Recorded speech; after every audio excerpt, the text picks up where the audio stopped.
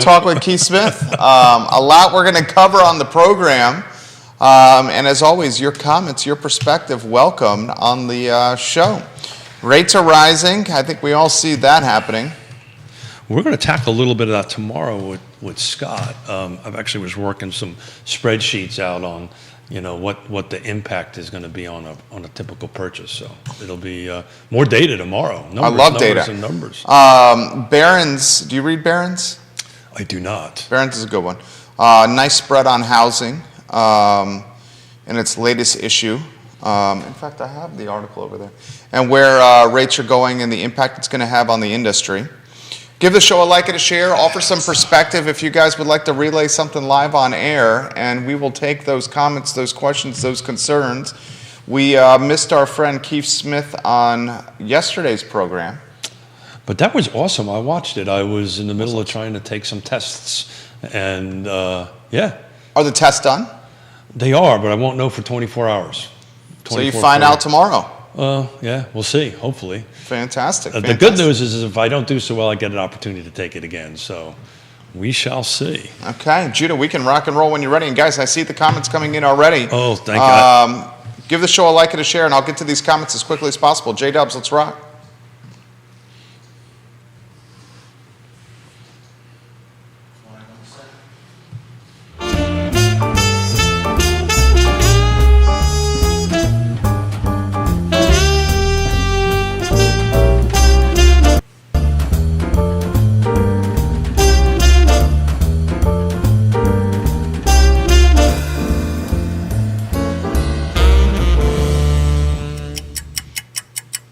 Guys, good Tuesday morning. I'm Jerry Miller, and welcome to Real Talk here on the I Love Seaville Network today, presented by Yes Realty Partners. Great to be with you on a glorious day to be above the mud across Charlottesville, Albemarle County, Central Virginia, the Commonwealth, and the world, a show that is dynamic and welcoming of your perspective, questions, comments, and commentary. If you'd like to participate, many of you know how. You offer that perspective in the comment section or across any of the social platforms you're watching the program upon. Judah Wickhauer is our director. Make sure you, I guess we'll go with the two-shot here, J-Dubs. And let's welcome Keith Smith to the show on a glorious Tuesday. Good morning. Good morning, Jerry. How are you? A couple of weeks ago, I was screaming spring fever, and it feels like we're kind of back into winter again. It is a little chilly out there. Going to be in the 70s today. Oh, well, it wasn't low 70s. Well, I'll take it. A little bit of sunshine would be nice.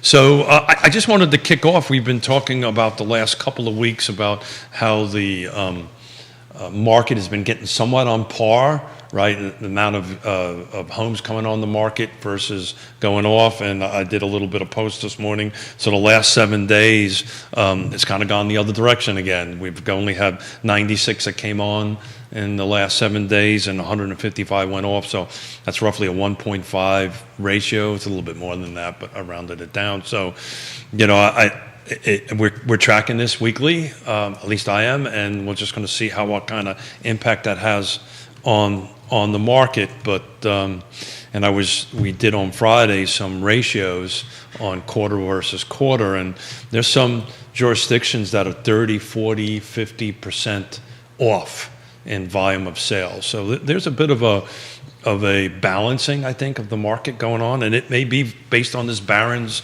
article, this interest rate. So I'm curious to hear. I didn't get a chance to read it. Your feed on that. Yeah. So spring break going on now for most of the public schools in the area. I would think spring break's going to influence with a lot of folks traveling, whether or not housing goes on the market in a for sale capacity.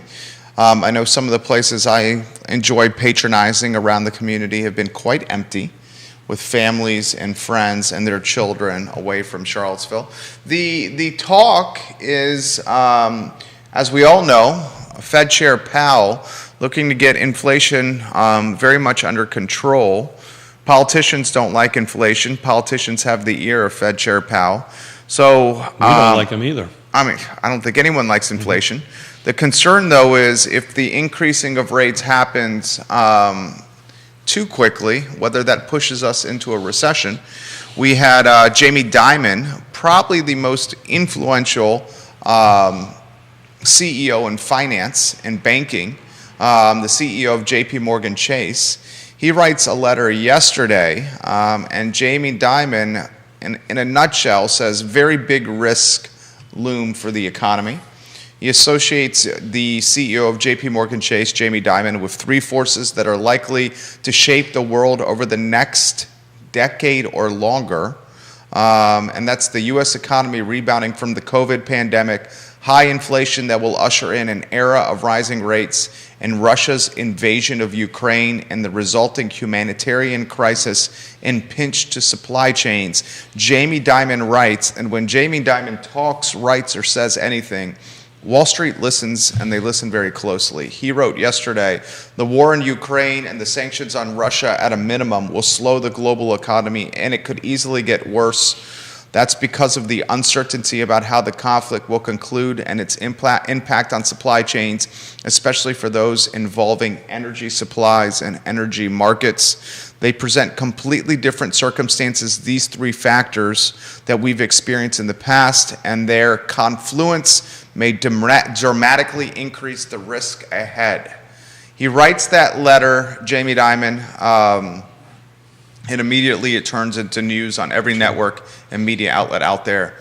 Maybe no more influential person out there, save for maybe an Elon Musk, who just picked up 9% plus of Twitter. I've been reading that. That's pretty impactful. Yeah, Elon Musk is, now it's a passive stake of Twitter, but still when you're the largest shareholder of any company, and you're the richest man in the world. Yeah, and he's the richest man in the world. Yeah, without a doubt. And his platform is such, you were saying earlier about that. I remember this is like an 80s, 90s thing. The folks that remember that. Remember the E.F. Hutton commercials, right? When E.F. Hutton speaks, the world listens.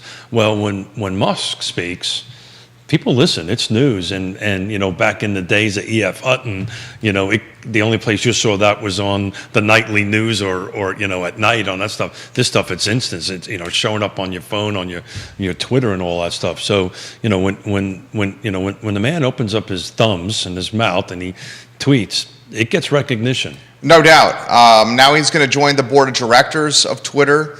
That news announced earlier today. 9.2 stake makes him the largest shareholder in the company. He swears it's passive, but I don't think anyone actually believes that. Interestingly, the money that he spent to purchase the 9% plus of Twitter stock represented about 1% of his wealth. 1%. This guy is that wealthy. So a lot of news that is shaping the mainstream cycle that then influences Main Street and us here in Charlottesville. But there was a really good conversation you guys had yesterday as I was watching with Mickey Chambliss and Rob and Kerry on that end of it, that there was this conversation about the insulation of this area, right, on any type of change one way or the other. And I don't, the reality of it is if you were unfortunate enough to lose your home during the time of great unpleasantness, it wasn't insulating at all, right? But there is certain degree, right? The UVA, as much as it's a love-hate relationship, kind of keeps its little hand over the regional market here. So even though some of this national stuff is tweaking around a little bit, our lack of inventory is such that I just don't see that happening. I see things slowing down, right? I see inventory, transactions being less than it was in 2021. But let's face it, 2021 was off the charts. Yeah, right? It was an anomaly. It was off the charts. Yeah. And I'm looking more like 2018, 2019 as far as volume goes. But the prices are still going up, and they're being bought at that price point. Yeah. I'm most concerned about the rising rates. So when you say rise of rates, you're saying the rise of rates are short term or long term? I'm specifically speaking of what rates associated with housing. So you're talking about the 30-year? Yeah. I don't. 5% is going to be a reality this year. Yeah, I was actually running some numbers for tomorrow's show based on a 5% 30-year mortgage and what the impact on it. I don't have the data with me at the moment. So what we got to ask ourselves is rising rates with no inventory, what that's going to determine to the local market. because that's the future we're looking at. I think in the next 6 to 18 to 24 months, rates 5 plus, if not higher, and inventory not upticking or increasing. So it was interesting. We both watched the city council meeting last night. I focused on the portion of it on housing affordability, affordable housing. I had to jump off for another meeting. I couldn't catch the second half of it. On that end of it, what's going? Look, let's call it like it is. What's going to happen? Interest rates are going to go up. The people that can afford will be able to either buy the rate down, right, or just absorb the extra payment per month. What it's going to do is it's going to take out this entry level buyer unless they have a substantial amount of cash, right, where they can buy the rates down on that end of it, or come up with more cash to lower the actual amount that they're borrowing. So you're going to probably start seeing, as rates go up, the amount of cash buyers are putting down, instead of 0 or 3% or 5% or 7%. You're going to start seeing, I think, that pendulum switching back towards, as rates go up, more that traditional 20% down, right? It's just because then your mortgage payment is less, so your monthly payment is less. Well, especially with markets. John Blair, hello. Kevin Yancey, hello. Nicholas Erpy, hello. Thank you, Kevin, for your help, by the way. This is a topic that we've talked about. Christopher Eagle, the always dapper Christopher Eagle, hello and welcome to the program. This is something we've talked about, say with the Erpies on the program. Markets are volatile. Stock portfolios year to date, I'm talking 2022, year to date. Way off. Are down. Yeah. They're red. Mm-hmm. So if you have an opportunity to purchase real estate or to overpay real estate, and those rates are 5% plus, in this market, you're not certain you're going to get a 5% return on your money in the equities markets. So you're much more likely to take that cash and pay your housing off quicker, or not take a loan, because you're going to get stung 5% plus from an interest standpoint. I wish I had my spreadsheets with me right now, because this is actually what I'm preparing for tomorrow's show, is exactly that. So as you well know, I ran now it's 21 year spreadsheet, right? And we're roughly year over year, this is of the whole car footprint, we're averaging somewhere between 5.5 to 5.6% year over year. And I actually ran some numbers, I just don't have them with me today, whereas let's assume it only increases half that, let's call it 3%. Right, and you're buying a home at $400,000 or getting a mortgage at $400,000, right? And you're doing 5% interest. What does that look like in 10 years, right? Because that's the question people are going to ask me, right? That's the question people are going to ask real estate agents. Well, if I'm doing this, what do you think it's going to look like 10 years from now? And this double-digit increases, it might happen this year, but after that, we're going back to the normal year-over-year appreciation rate. Paul Hendricks watching the program, hell of a squash player. Money manager himself. He says 5 stars for Jerry on that comment. Thank you, Paul Hendricks. I appreciate that comment. I mean, this is what I do know. What I do know is I am, and I'm going to get your take, fiscally conservative when it comes to the dollars I have. Mm-hmm. I work hard, and I remember 14 years ago when launching these businesses, oh, yeah. They were much more difficult to make than they are now. Oh, sure. And I do know that if the equities markets are, and they will continue to be as volatile as they've been through Q1, I think that volatility is going to be well into Q2, maybe even Q3.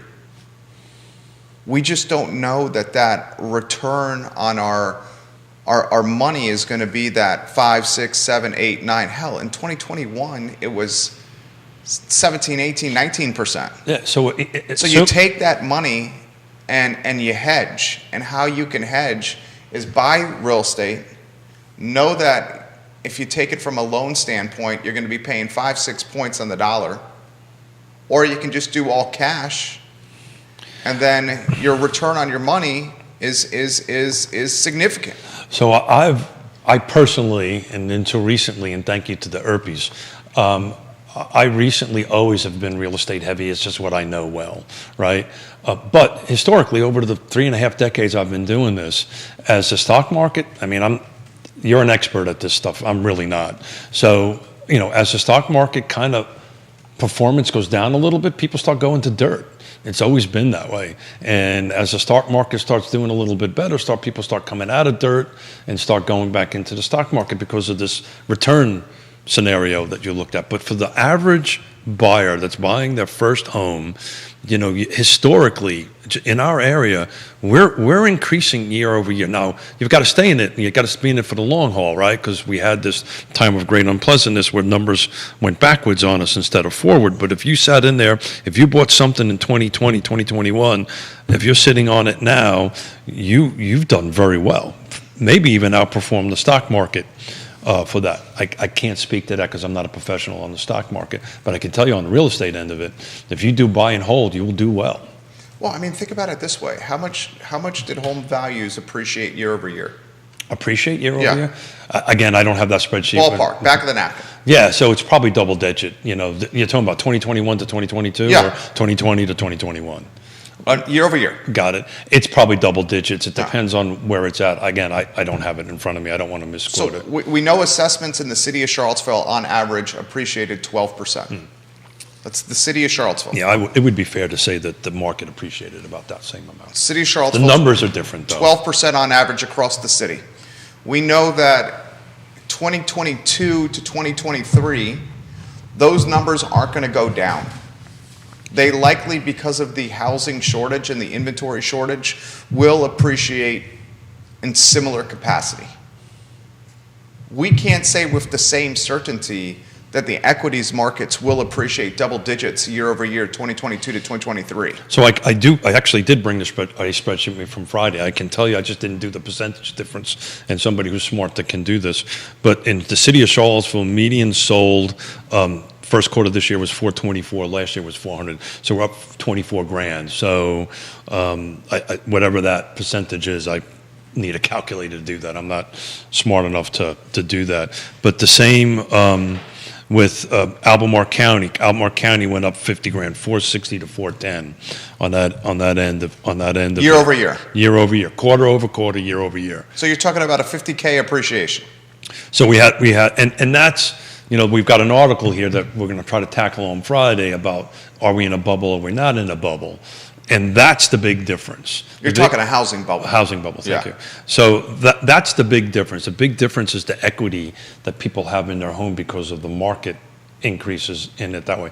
Plus, the lending requirements are different, and it's clearly not going to happen. And mostly people aren't over leveraged, right? People were back in the time of great unpleasantness or prior to it. They were over leveraging and they were using their homes as a bank, and they were flipping. And we had this conversation on Friday. The whole reason why there's 60-day rule in it, you have to be in the house within, take possession within 60 days, is because people were flipping the homes before they even moved into them on that end of it. More comments come in. Yeah. Boston University professor. He's a professor of economics. Lawrence Kotlikoff. Am I saying his last name right there, Paul? An economics professor at Boston U. He says many people, this is from the professor at Boston U, would be better off rating their 401ks to avoid a mortgage. Paul Hendricks leaves that comment. It's interesting to play off of that. Some tax exposure with doing that. Sure. We should highlight that. Yeah. What was your thought there? Well, it's interesting. So we were at a seminar, I guess 2 weeks ago, about market trends and where things were going. And the folks that are up there were talking, which was really interesting. It's a yearly seminar we do. We talk about market trends and so forth and so on. And prior up into this year, it was all about, build your cash reserves, build your cash reserves. They actually are saying, start spending your money now. Start spending your cash right now. Go out and buy investment property. This is for real estate agents and real estate professionals. And it was interesting, the two guests yesterday with Nikki, they were both saying, hey, we're looking to buy investment property. So when the professionals are starting to buy investment property. That's my business. Yeah, that's exactly right. So that means look at the rents. The rents have increased, just rent rolls have increased. I mean, you were interviewed by NBC 29 by this. Yeah, I actually saw that. 13%, 14% in the city of Charlottesville. Yeah. The rents have increased 13 to 14%. Yeah. And then you get the appreciation on the real estate itself increasing about 12%. So you're double dipping there. And then you get the tax advantages associated with owning real estate. I mean, you're getting three little eggs in the Easter basket right there. Yeah, so just so folks know, it's in the city of Charlottesville, the median, hold on a second here. The median rental for a 2-bedroom, 2-bath unit is $2,300. That's insane. Insane. And if you do the math, even at 5%, you can buy a lot of house for $2,300. And we talk about this all the time. Most people buy their homes. Rents are higher than a mortgage for not even just a starter home, but the next level up home. Yeah, so that's the point I was trying to make is that even if the rates start climbing 4 or 5%, and I actually think they're going to settle down after this. At the end of this year, I may be wrong. I don't think so. Yeah, I mean, I hope maybe Explain why you think it will settle down when there's going to be more students this fall than ever before, more staff hired than ever before. No, I'm talking about mortgage rates. I'm sorry. Oh, you think mortgage rates? I think mortgage rates might stabilize a little bit at the end of the year. That's just based on some stuff I was reading. I have no data to support that. It's just a gut feeling on that end of it. But on the rental end of it, you're 110% correct. It's it's harder to find a rental than it is to find a home. To be honest with you, it is really, really hard. But perseverance pays off. You guys talked about that yesterday. But it's just I posted something, and we're going a little bit in the right direction here. It's a project out in Fluvanna County, Colonial Circle. They finally are pushing dirt. They actually are clearing. Just to talk about red tape and green tape and timeline on that, that's been 6 years in the making. So coming to market when? Well, they've got a year, 6 months, 8 months, maybe a year of horizontal work to do yet. Right before the roads are built, the infrastructure's put on before they go vertical. So they probably won't come to market until this year or this time next year. Excuse me. So we're talking a year from now, if not more. I would say you're probably a year and a half out on that end of it. It's a substantial project. It's 325 units. There's a gas station that's approved on it, and a bunch of commercial, and so that this infrastructure has to be brought there, and it'll take an easy year to build it out. Now they'll phase it in, right, as the project moves along. They'll start bringing product online. Homes online, but you're a year and a half out, so that's not helping. No, that's what I'm saying. I mean, we're 18 months. So it was interesting. I was from new inventory. Yeah, so I was watching, and Juan Diego Wade has agreed to come on the show. City councilor coming in on the 29th, and we're working on a second city councilor to fill that seat. Do a little bit of the state of the city, and then talk about affordable housing or housing affordability. But it was really interesting listening to that end of it. It was always wrapped around money, right? And I'm putting my land trust hat on. We were able at Spring Hill to put 11 units in the ground for about $250,000 cash. That's roughly $3 million in units, with 11 families that are 50% to 60% area median income and below. So yes, money's good, money's helpful, but the way we did that was reducing red tape and getting the relationships done. That will move the needle along faster than money. I was a little disheartened, to be frank with you. You made a comment some shows ago that was spot on, that the institutional memory is gone. Yeah.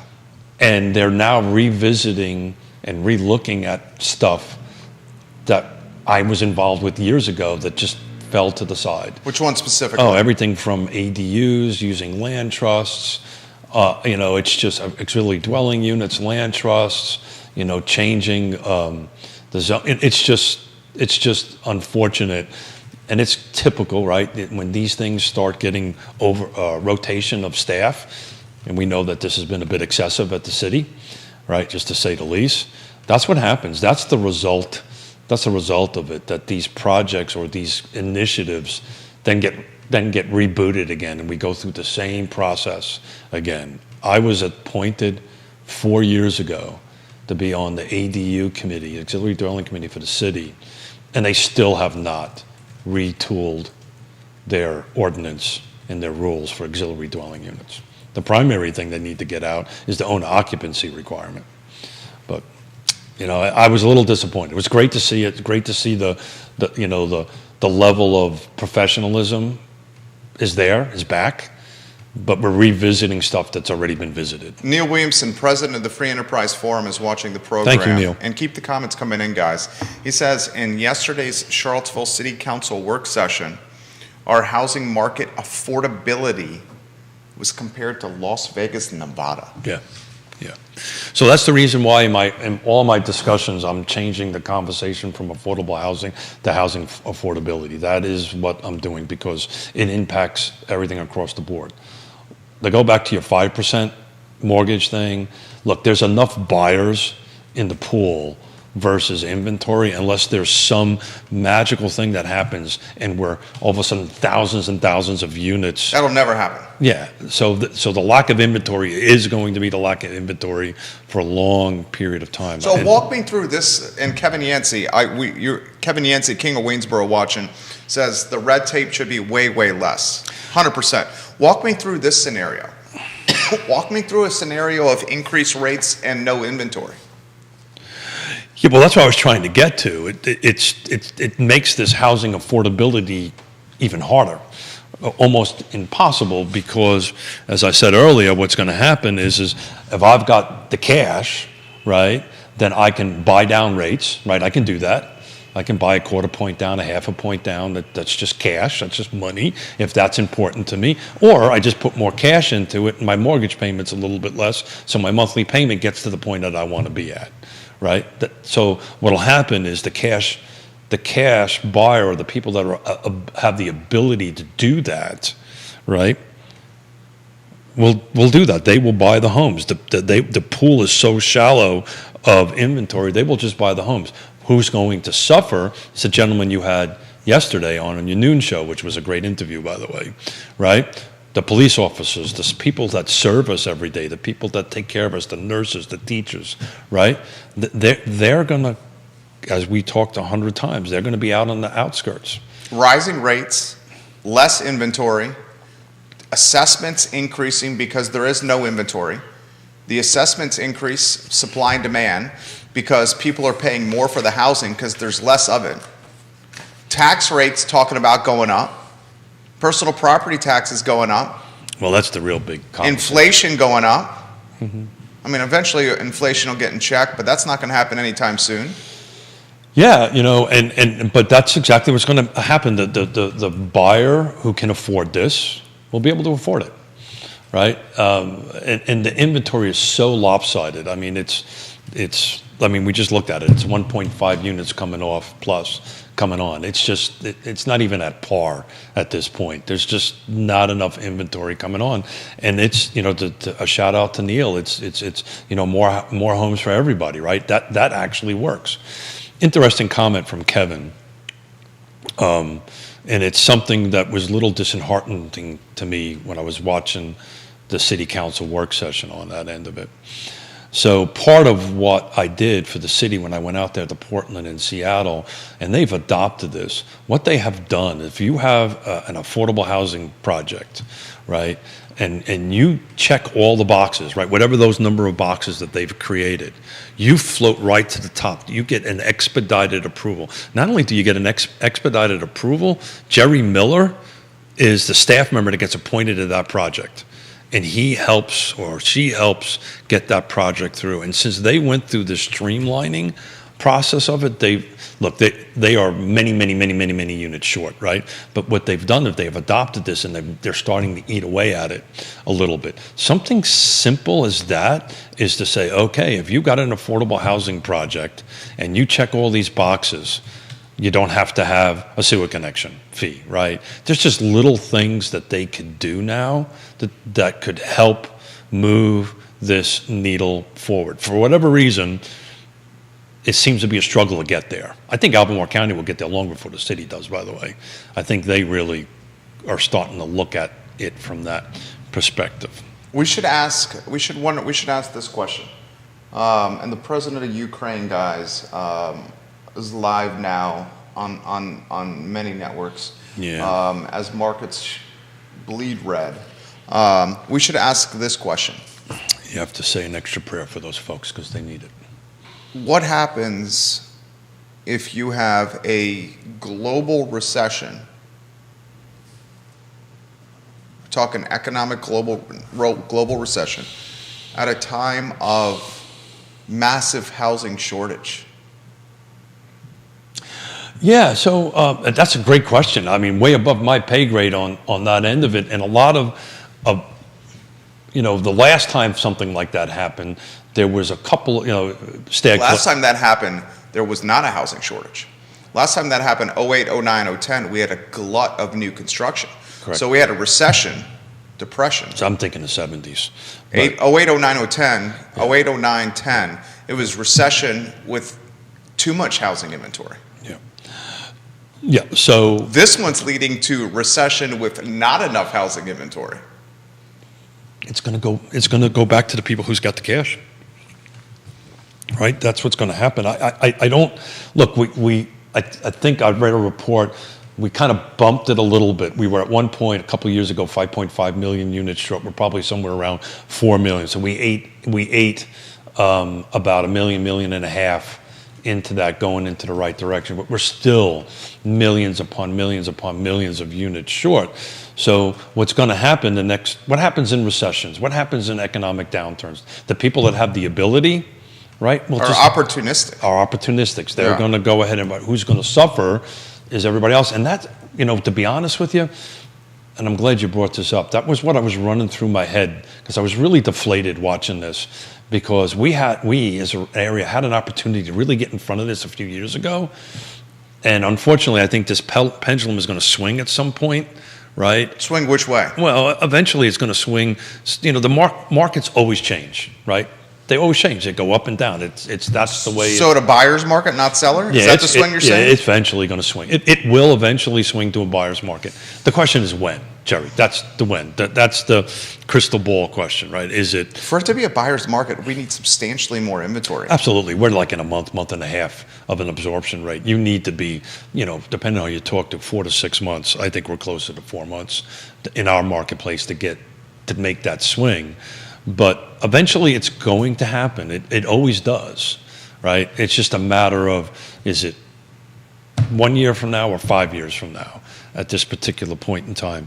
So eventually it'll go there, right? And eventually, we're all going to have to develop the skills, redevelop the skills to go ahead and do that. But man, How? Go ahead.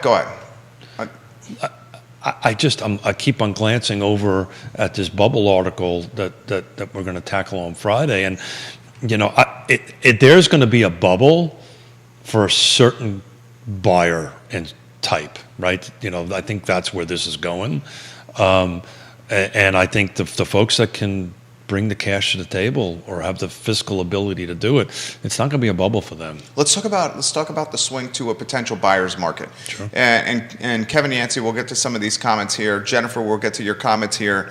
The swing to a potential buyer's market. Maybe that happens. But in the short term, 12, 18, 24 months, the inventory pinch, the lack of inventory, is going to drive assessments of these homes So the question, so high that the taxes associated with them are going to price people out. The increased rates are going to price people all out. it's going to do is price out a certain price point.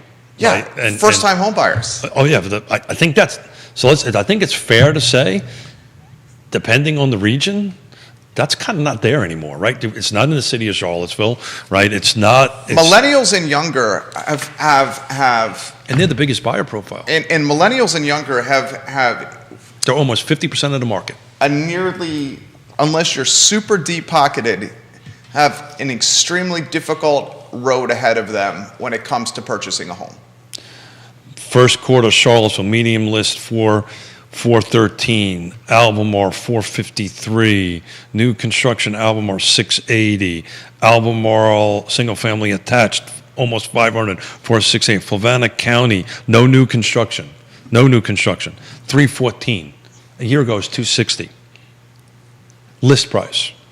Fluvanna County, new construction, jumped 90 grand, 390 from 299. Greene County, 333 to 325, so that's a little close. So that's kind of where we're going, but it's still in the 300s.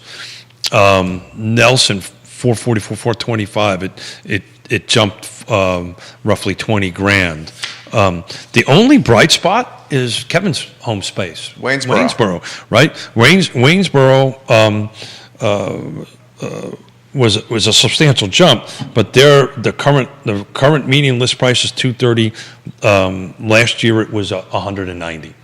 Right, that's a 40 grand jump, but at least I'm not substantial. There's a substantial, but you're still over on the other side of the mountain. You can still potentially get something in the 230s and the 240s, and I want to thank Kevin for his input.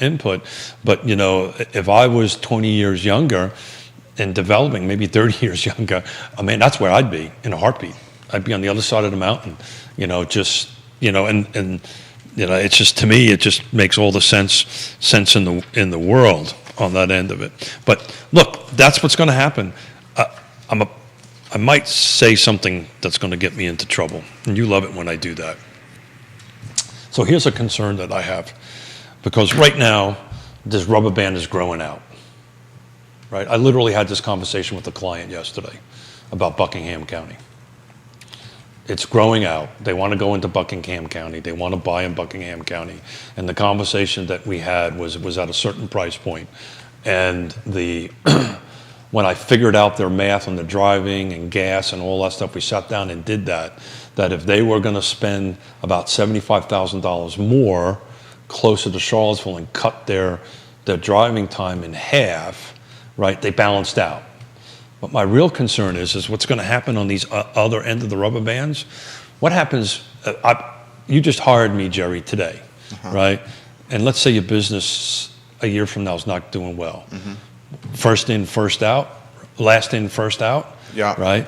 That's what I'm worried about in these outer markets. And I'm not trying to poo-poo Buckingham or some of these other counties, but if I'm out there doing this, the places that are going to get impacted the most, if and when something happens, let's assume this article is right, there is a bubble out there, those are the ones that are going to get hit hard. And the article he's referencing is what? Yeah, so it's from the Fed, it's from the Dallas Fed, that it's called Market Monitoring Finds Signs of a Brewing U.S. Housing Bubble. And I don't necessarily agree with most of it's in there, but also I'm not a Fed member. But I don't think so. I think where the housing bubble is going to impact folks on the rental market and all that stuff is on these outer areas.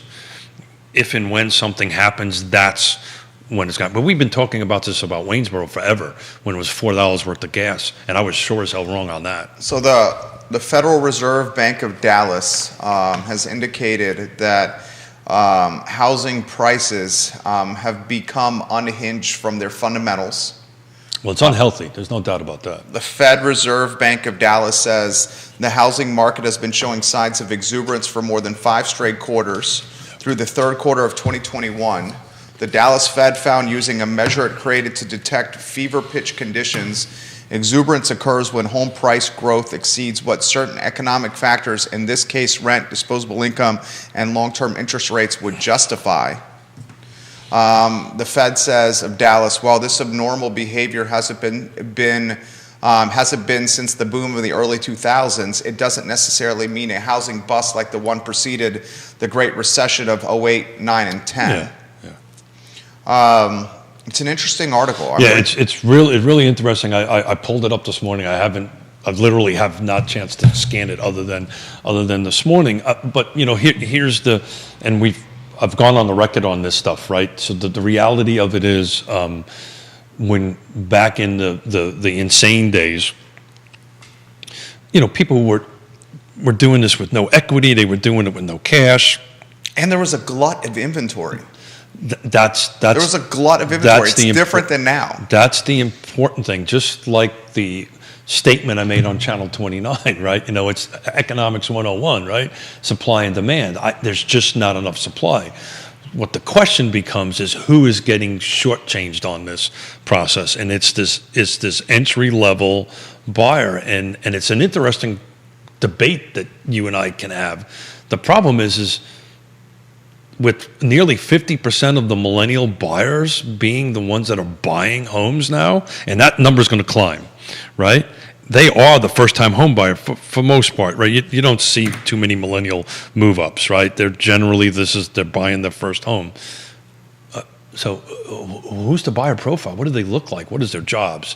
What income do they have? All that stuff is yet to be looked at on that end of it. But if you have this pent-up demand, something's going to give. That's where the bubble is. I think the bubble is the pent-up demand on inventory. I may be wrong, but that may not make a lot of sense. But other data points from this article with the Dallas Fed: the national median listing price reached $405,000 for the first time in March of this year. That's data from Realtor.com. So we're higher than that in Charlottesville. That national median list price of $405,000 was up 13.5% versus March 2021, and was up 26.5% versus March of 2020. So national list price, 2 years, March 2020 versus March 2022, a 26.5% delta.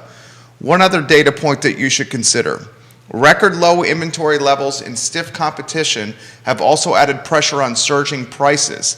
Housing supply listed on the market fell in March of this year 18.9% versus a year ago. And listen to this number: housing inventory, the listings that are active nationally, were down 62% over a 2-year period of time. 62%. So quarter over quarter, Albemarle County is down 32%. These are not listings. These are actually units that sold. They're down 32%. City of Charlottesville was only down about 8%.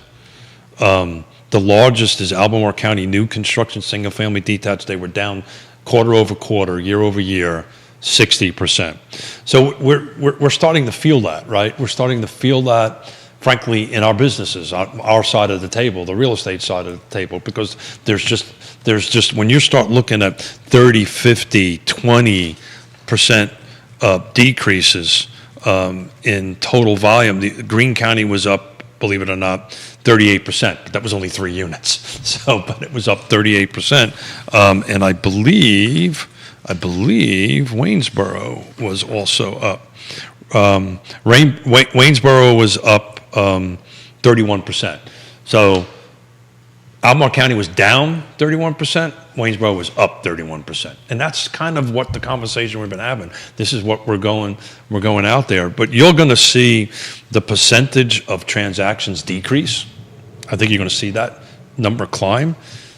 It's still not going to impact the inventory shortage, right? Because one could say if there's that many less units being sold, right, then maybe there's less buyers and the inventory is potentially adjusting itself a little bit. That's not the case. When you start looking at a 1.5 ratio of listing versus pending, that's telling me we've got a bunch of people in the market looking to buy. Neil Williamson, we appreciate your comments. This is from Daniel McDougall, DMAC. We love when you watch the show. This guy's in the finance and mortgage business. Perspective helps in these times. In the greatest housing meltdown of all times, 65% of the foreclosures happen in 5 states. There will be an issue for sure in our area, but it will be mild compared to other areas. Yeah. For sure. The protection of the University of Virginia. Yeah. And if you look at some of the data points, one of the largest congregations or aggregations of multi-millionaires, I'm talking 100 millionaire plus, is in this Charlottesville, Albemarle County area. Always been. It's always been. As long as I've been here, it's always been.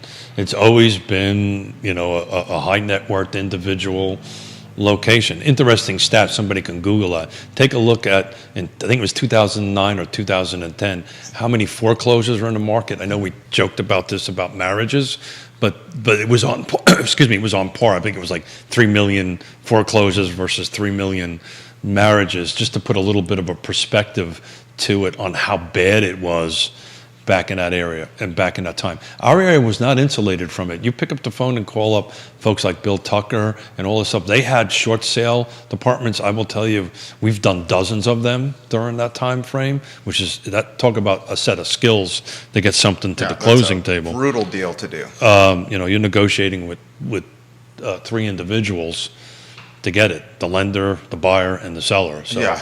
it's extremely complicated on that end of it. I'm not sure, but so we'll see a little bit of that. I think what'll happen on short sales, or I don't think you see short sale and foreclosures, because what's going to happen is if I can't make payments on my thing and I go to my bank and say, look, I can't make payments, first they're going to say put it on the market and sell it, right? Because there's no inventory. As you noted, back in the time of great unpleasantness, nobody wanted inventory. Yeah. Yeah. Bank didn't want it, and then it became a whole thing. And the foreclosure department never spoke to the short sale department, and it's a very, I don't even want to get into it. It's extremely complicated. I mean, I just, guy who reads a lot, I'm seeing no doubt a recession happening.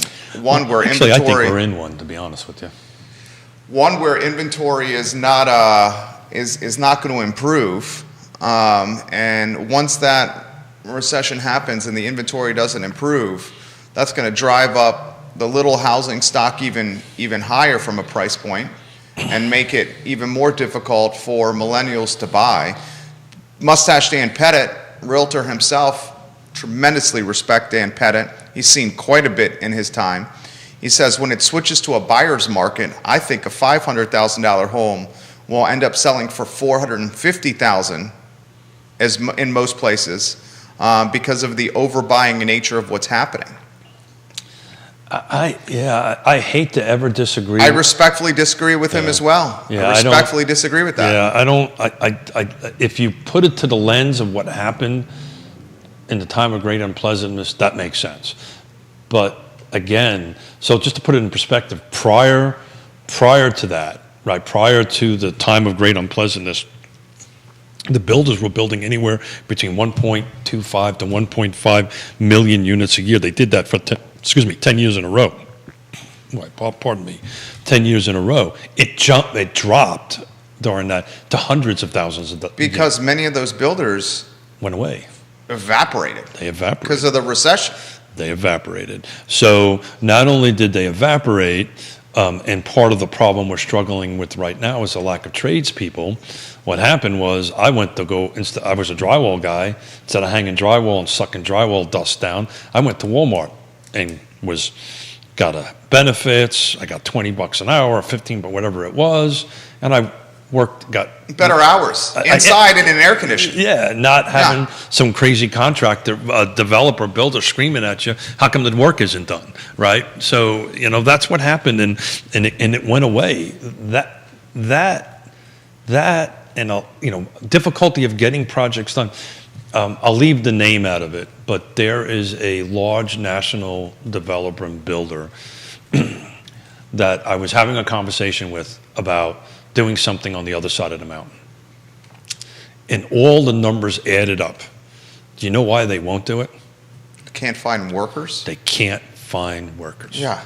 They don't have the workforce to build the developments and build the homes. They don't have it.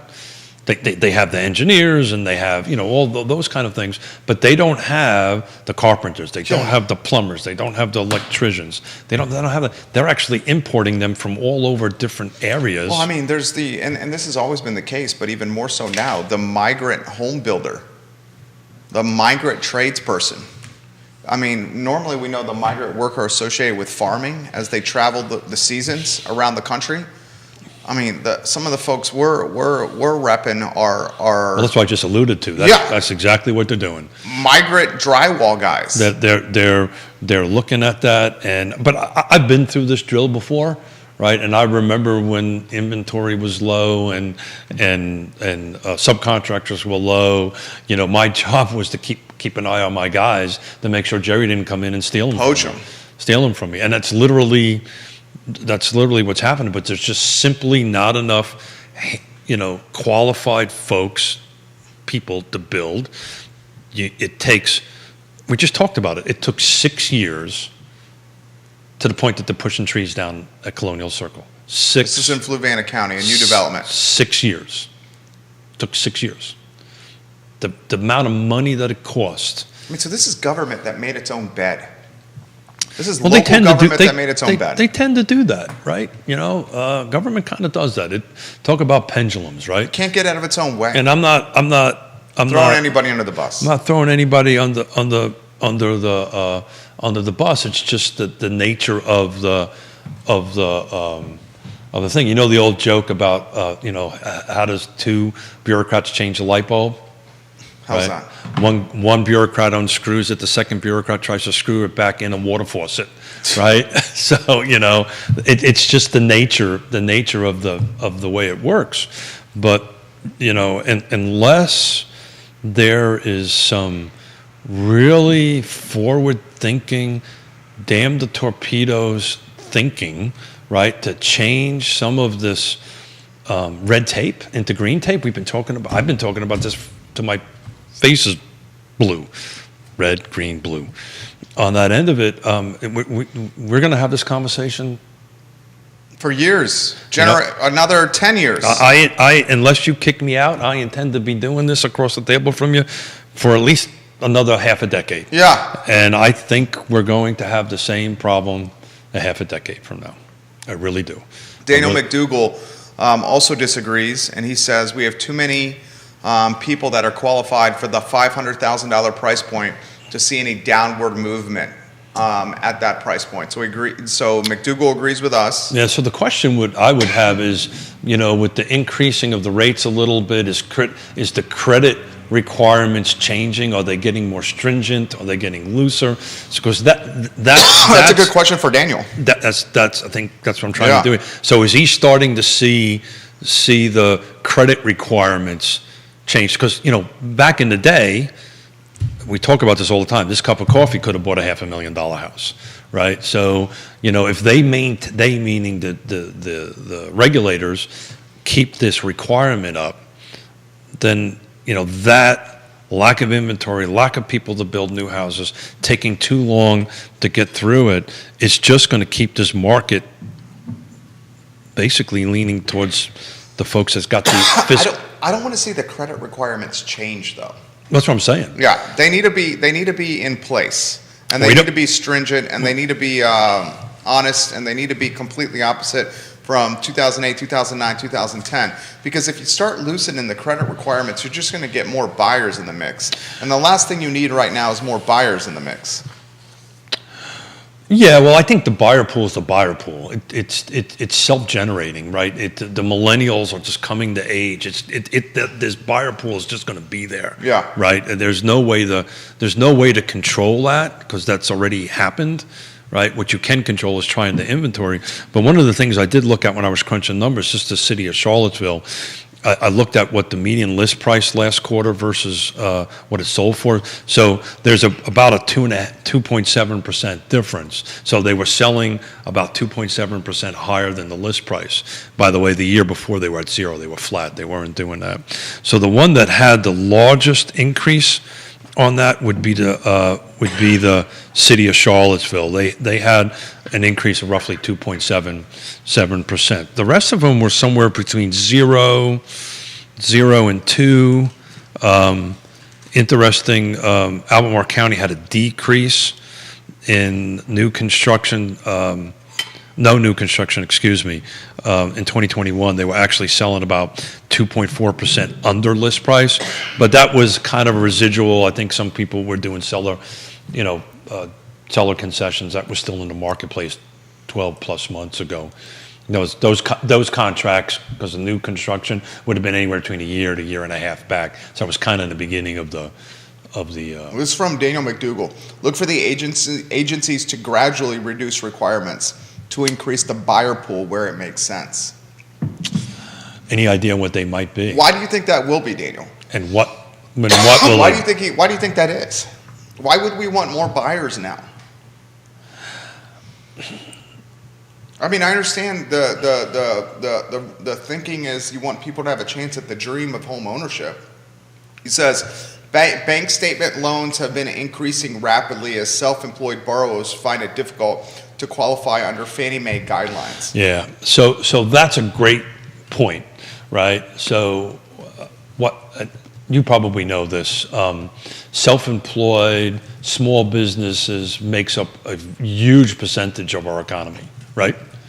Right, it's not always big companies, and that's very interesting. So Yona and I, thank God, and thank everybody that helps us, to include everybody at this table in this studio, are doing well, right? But I can't borrow money, right? It's very difficult for me to borrow money because of my time of great unpleasantness, right?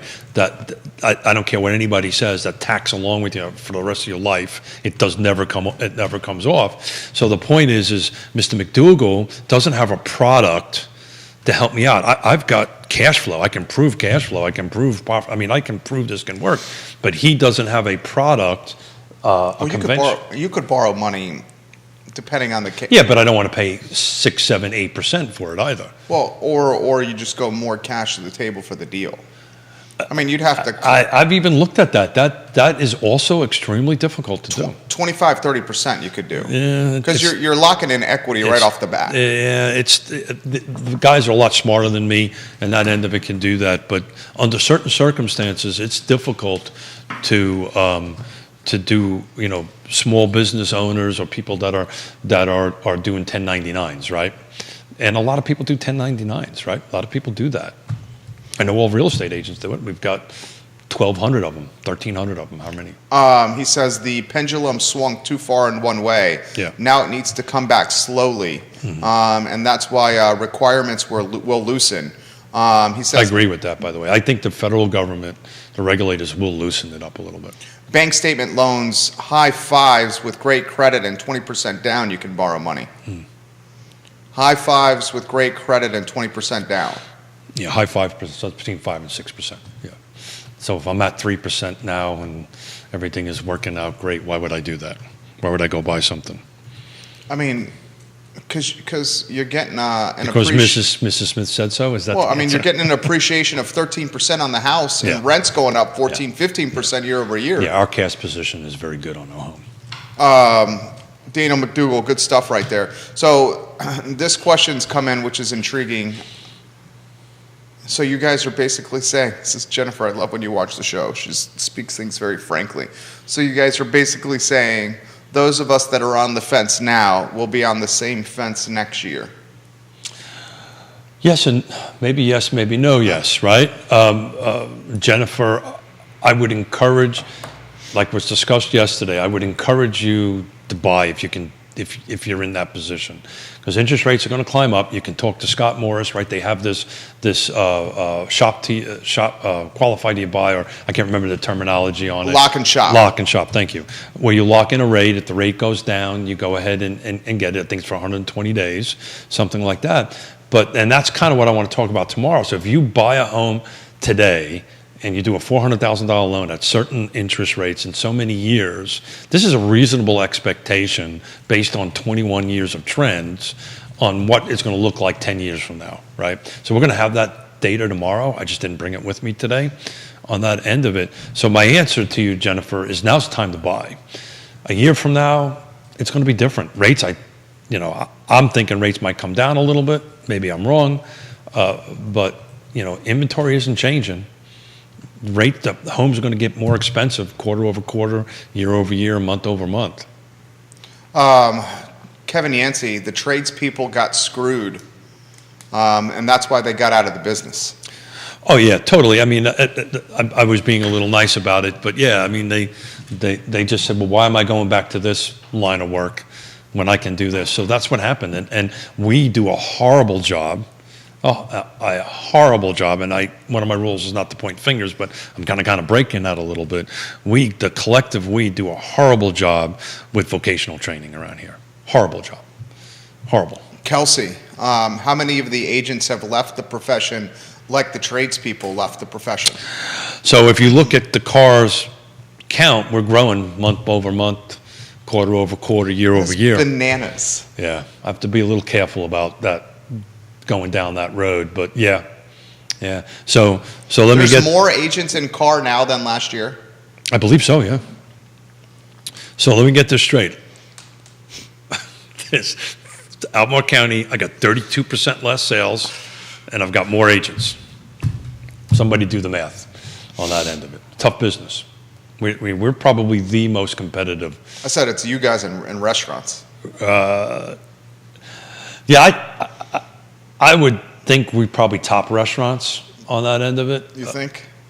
There's a lot of restaurants out there. Yeah, I know. I picked up Yona from the train station last night at 7:30. Where'd you guys go? Orzo? Oh, yeah. Yeah, Orzo's great. I love Orzo. Ken and Charles do a great job. Yeah, they just do a great job, and I'm a pasta snob, and it's a simple, very simple meal. It's a spaghetti marinara, and it's just off the charts. And one of my pet peeves is when you go to eat and you can't get pasta al dente. It just drives me nuts on that end of it. And it's always good. Had a nice glass of Chianti, and reconnected with my better 7/8, which I have not seen in 4 days. So Smith is back to normal a little bit. I love it. This is a real world example from Daniel McDougall for you, Keith. I had a client that only showed $60,000 on her tax returns on a multi-million business. Oh, yeah. Using cash flow, bank statement loan, the underwriter allowed for $66K per month income to be used to qualify. She closed last month at 4.875%. Ooh. Was turned down by the bank that handles her business account. The turn down by the bank doesn't surprise you at all. me. I'll leave the bank name out of it, but I have a. They're the most conservative lenders, or I should say the least creative lenders, the banks. So that's the route I was going to go. Least creative. I have a friend of mine who's a president of a regional bank, and he says to me all the time, Keith, if you think we're the smartest people in the room, you're wrong. We're usually the dumbest. And I asked him, why did he say that? He says, well, think about it. What we do is if we're driving down the car, we're always looking in the rearview mirror. We never look in front. These type of folks, they're always looking. So if you're going to go get a loan, what do? 2 years of past tax returns. They never look at what we're doing here is crystal ball and saying, okay, what is it going to be? They don't forecast going forward. They're always looking backwards. And that's not my words. This is a buddy of mine who's a president of a bank. Because I was asking him how, this was back in the time of great unpleasantness, how did this happen? And, that was his answer. How many martinis? Questions being asked for you there. Who asked that question? Mr. Yancey did. I started off with a Hendrix Martini and switched over to a nice Chianti. So one martini and a glass of wine. That's it. Very nice. That sounds delicious. And had a little bit of their, if you haven't had it, it's really good. Their Spanish oil, olive oil cake is they're like off the charts good. I weighed myself before I went to pick Yona up yesterday morning, and the 4 days she was gone. I lost like 5 pounds, and I was like, cool. Gained them all back last night. I'm tagging Charles and Ken of Orzo. Yeah, man, they're just outstanding people. It's hard. It's hard to pick a best spot in this town. It is hard, and it's like, I don't know if you and your wife do this, and it's just like, well, where do you want to go? I don't know. Where do you want to go? That's challenging. That's pretty hard. We have an abundance of riches here. I normally break it down by, okay, so what are you in the mood for? What kind of food you're in the mood for? And if it's like sushi, we're going to go to Now and Zen, or we'll kind of do it that way. Good show today. Yeah. Tell us about Friday's show. It's a big one. Friday's a big one. I'm excited about it. We're going to have Sasha Tripp on with Storyhouse and Quentin Beckham of Keller Williams Alliance. So these are two brokers.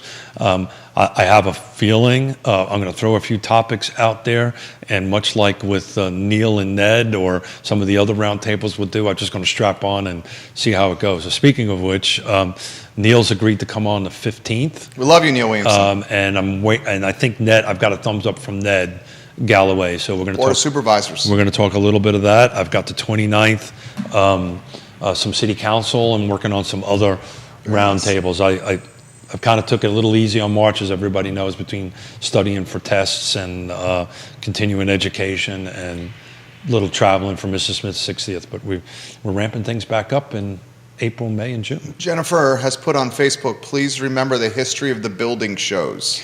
Yeah, so thank you.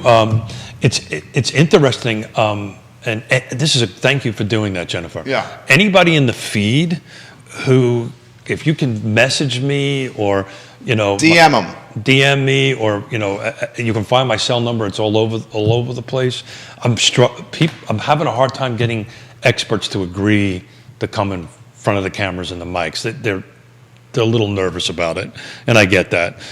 So I don't want this thing just to be Keith and Jerry. I want to bring in some real experts. Yeah. Use the GIS and get the building owners on there.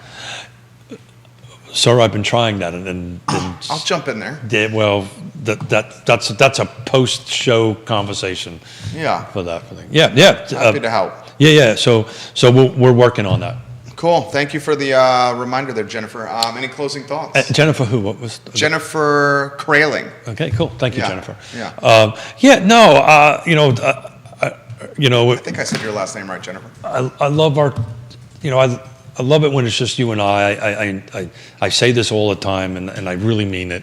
I enjoy the heck out of your company. I enjoy it sitting across from the table and doing this with a couple of bullet points and just fill up 90 minutes. Just have an hour and 15. Have a conversation, and then without a doubt, I was having a conversation with the guests for Friday. Quentin knows this, but Sasha wasn't on Real Talk anyway, and and I was trying to explain that we're going to get 2 or 3 bullet points, and then Jerry's fingers are going to fly. Yeah. And we'll take it from there. So tomorrow, Carrie Grigg, Scott I'm Morrison, looking forward Keith to that. Smith. Looking forward to that. We got the lineup for tomorrow's show already, J-Dubs. Friday, Sasha Tripp and Quentin Beckham. Yep. With Keith Smith. Next Monday, I've got 2 YRP hot shots coming in. Emily again to talk a little bit more about staging and a couple of things, and Jason's coming in, and so we're stacking them up. Looking forward to it. Fantastic. It's Real Talk on a Tuesday, presented by Yes Realty Partners. We'll continue the conversation with 2 pros, Sasha and Quentin, on Friday, and good to have Keith Smith in the saddle. Yeah. I'm excited. I've got all the stuff beyond me in March, and I'm starting to feel comfortable in the seat again. So thank you for your patience, everybody. Thank you for your patience and helping me guide me along. Our pleasure. The I Love CVille show, guys, is up in 1 hour, and we're excited for what we have in store for you. So mark that show down and join us in 63 minutes on the I Love CVille show. For Keith, Judah, my name is Jerry. This is Real Talk, presented by Yes Realty Partners. So long.